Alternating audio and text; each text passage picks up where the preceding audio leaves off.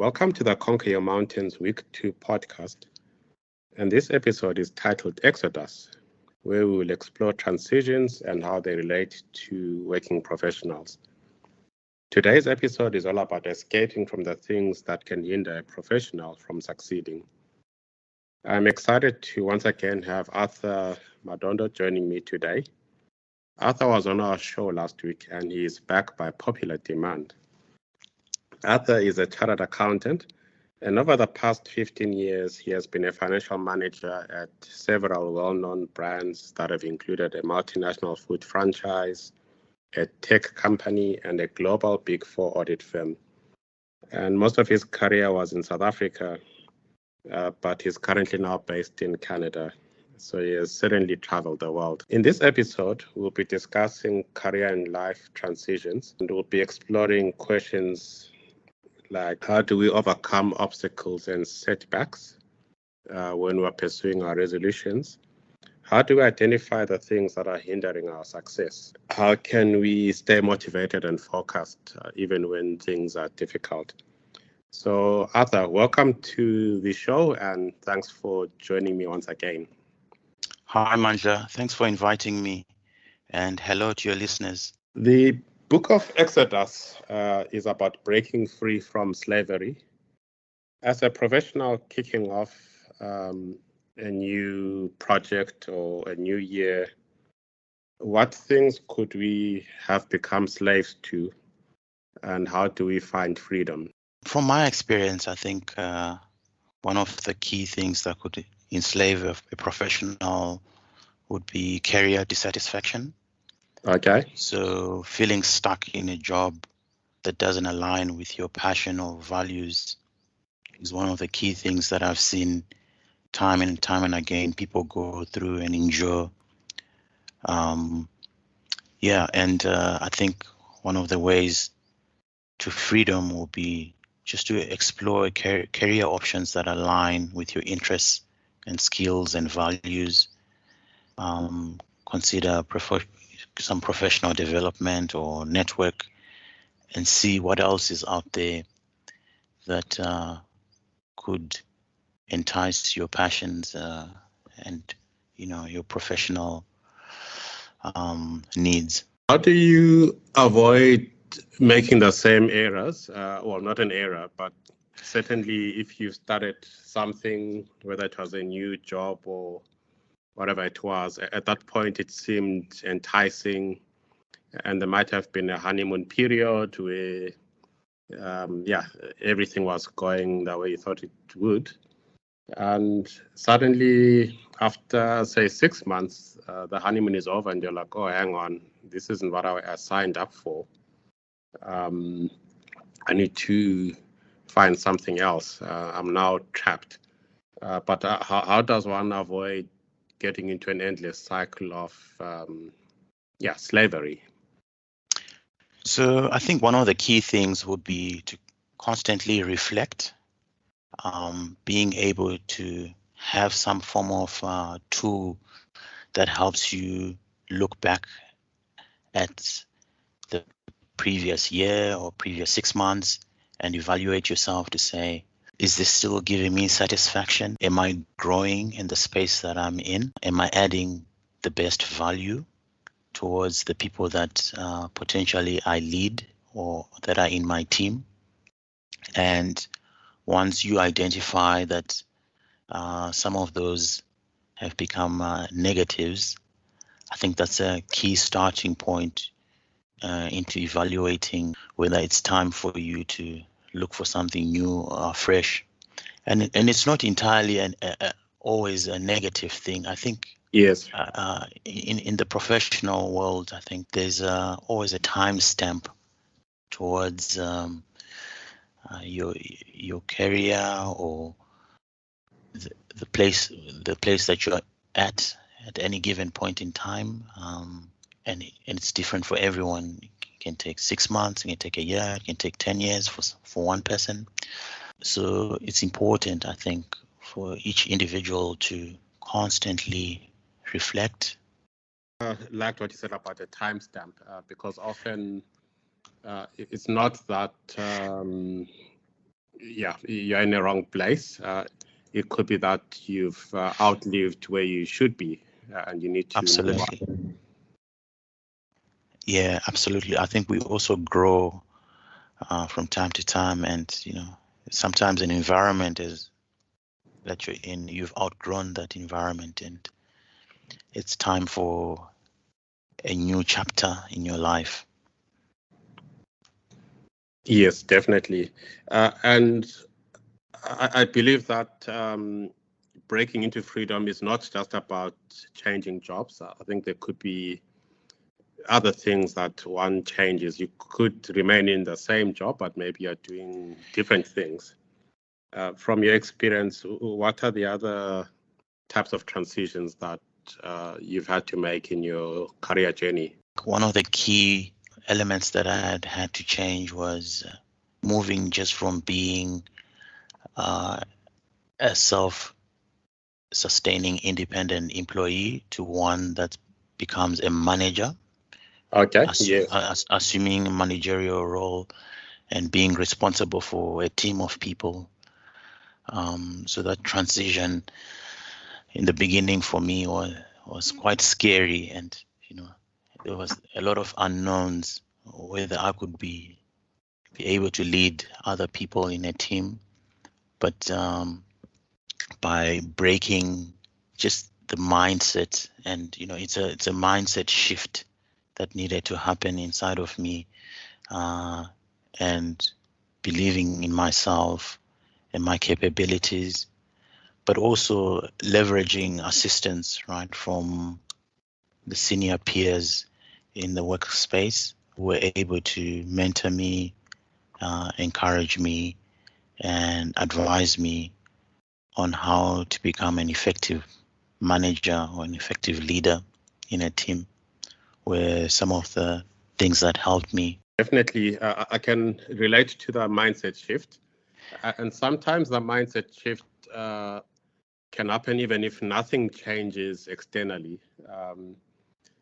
I've been in situations where, say, you're running an organization and you're making losses, and you realize that it's not something external that has to change, but it's something to do with your outlook of the world, how optimistic you are that you can do things differently. Often in making that mindset shift, you have to do something, right? Like you have to maybe go on a trip and experience something different, and you get that light bulb moment and you're like, oh, wow, I've been seeing this situation in this way. I thought I was trapped.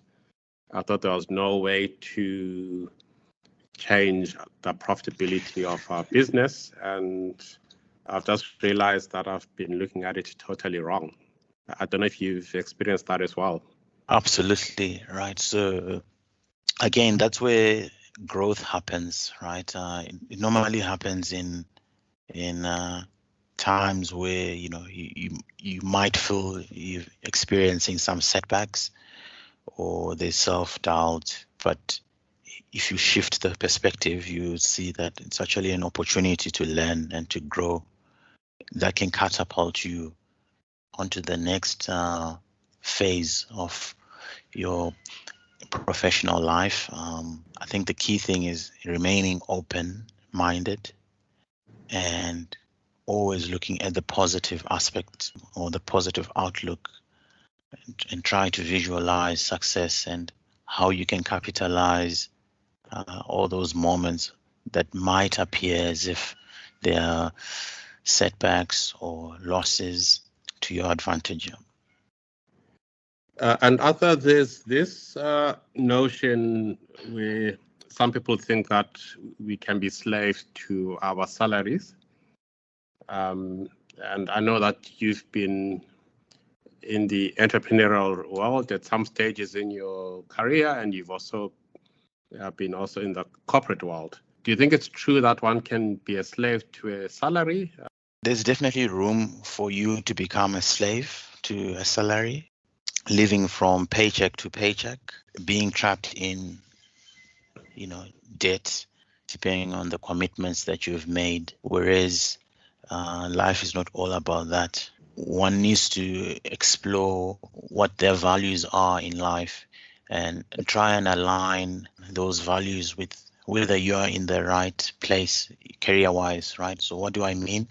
For example, some people are perfectly happy being an employee working in a company and getting a pay check from month end to month end, whereas some people are entrepreneurial and are more attuned to creating businesses and adding value and absorbing income from that.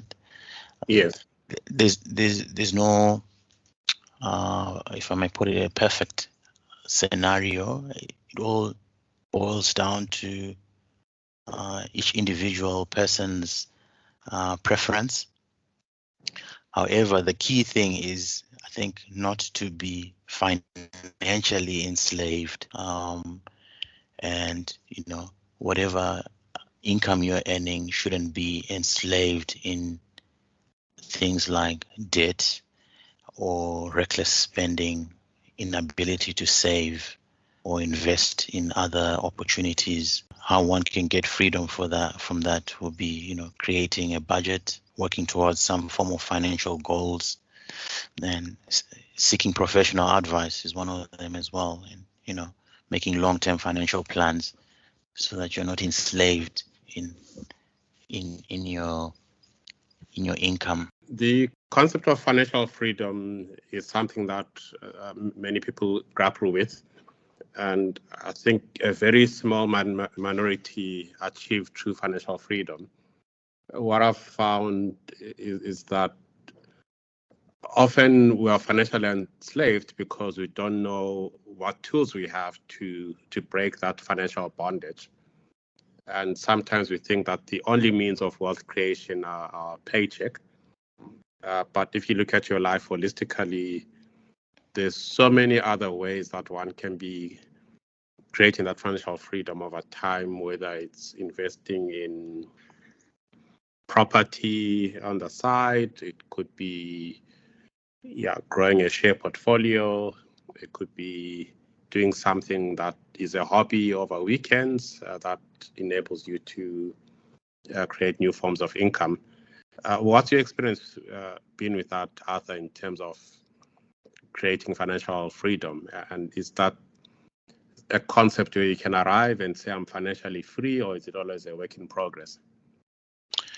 I think it's always a work in progress, right? And with money, it's always a shifting target because our needs and our appetite for more always grows. The more we get, I think the more we want to spend. But actually learning to cap those needs and desires can ultimately benefit one in the long term because you're more in control of your finances. And I agree with you, Mandla, absolutely. I think the paycheck can become an enabler for you to become financially free. Yeah. By observing and researching what tools there are outside of your normal day-to-day working environment that you can leverage on to expand your income. I've personally found that starting small investments outside of my normal work have helped me build a property portfolio, and also just leveraging that whole paycheck in order to get what I call good debt from the banks and financial institutions so that I can purchase properties and then rent them out to tenants, and they pay my mortgage on a month-to-month basis. Yeah. But without having that paycheck, that steady paycheck every month, I wouldn't be able to have a credit score or be seen as a stable individual with the banks and the credit providers. As much as professionals can be seen as, they're stuck with a paycheck to paycheck. There's also room for opportunity to leverage that paycheck in order to create some financial freedom for yourself. I so agree with that. I think that paycheck, it could be your bondage. It could be what holds you in shackles from one angle. But if you look at it totally differently, it could actually be your key, because with that paycheck, you are creating credibility, you are creating the ability to invest. You are just creating a mechanism to grow your financial portfolio, but you have to be very mindful of doing it. Absolutely. And I think it's also transitioning from a consumer mindset to an investor mindset. I think our society often pushes us to be consumers. I reflect on what you said earlier, that you can feel like you never arrive, because the more you grow your financial portfolio, the more your appetite grows. And yet the investor mindset can be quite different, because an investor would think more in terms of sacrifice and the long haul. They are mindful of the power of compounding interest and other financial instruments like that. I don't know if you agree. Absolutely. And I think one of the ways that you can break that shackle of your mindset is potentially getting in a network of like-minded people who are investment oriented, who have ideas, who have walked the path of investing, saving, using different types of tools, prolong their financial journey, just to save money and get to that financial freedom mark fastest. So it's important, I think, to from time to time get in a network, start talking to financially acute people. Yes. Financial advisors, but mentors as well. Try and get some mentorship, someone who you can be accountable to, that you can share some of your finances and your financial plans with. There's a lot of financial advisors as well who are able to, give you some sound advice around your finances. I like what you said about getting alongside like-minded people. They say birds of a feather fly together. And if you're flying with people that are geared towards consuming and let's use our paycheck and always go out and have a blast, let's use each and every penny, it will have a very different outlook on your life compared to finding people that really think we can grow what we have, we can invest, we can multiply, we can sow seeds. So that's such transformational advice, Arthur. We'll wrap up the podcast on that note, but before we go away, I will read an excerpt from my book, Conquer Your Mountains, which talks about this very concept. And today I'm reading from week 2 of the 52-week journey, page 21. Sometimes we are slaves without even knowing it. We can be slaves to a 9-to-5 job that does not bear fruit. We can be slaves to our performance scorecards and let them define our life and our value. We can be slaves to a meeting culture that talks much and achieves little. We can be slaves to our paychecks. Even worse, we can sell our souls to the highest bidder, only to find that the price was really not worth it. And when an opportunity to cross our own Red Sea turns up, we do not recognize that a better way is possible, that a promised land is reachable. So yeah, we'll end on that note. Arthur, thank you so much for joining our podcast series. It's been so valuable having you on this channel. And just through our discussion today and last week, there's so much that I've learned, and also even more that I think our listeners will be able to take with. Thank you very much, Mandla. I look forward to coming back again. Take care. Take care. Bye. Bye.